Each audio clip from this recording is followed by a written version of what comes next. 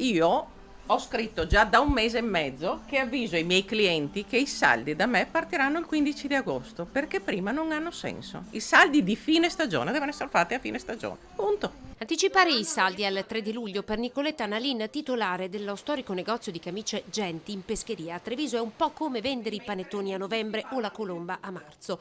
Ecco perché nel suo negozio da sempre c'è un angolo destinato al fine serie con le offerte, mentre i veri saldi inizieranno più tardi, come una volta. Come hanno reagito i suoi clienti? I miei clienti hanno reagito bene, io sto lavorando più di prima.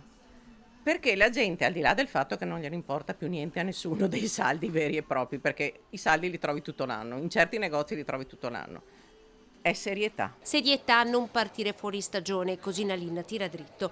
Lo scorso anno in Veneto i saldi sono iniziati con il mese di agosto. Una posizione espressa a gran voce anche dall'Associazione dei Commercianti Veneto Imprese Unite, in netta contrapposizione con quella definita invece più morbida adottata da Federmoda. Ha fatto un po' specie anche circa un mese e mezzo fa a sentire Federmoda, che comunque era contraria a questa partenza anticipata, però non ha avuto il peso, la forza e forse neanche la grinta per opporsi veramente alla conferenza delle regioni. L'associazione chiede di poter rientrare a far parte dei tavoli di discussione, insomma avere un peso nell'azione di lobby della categoria.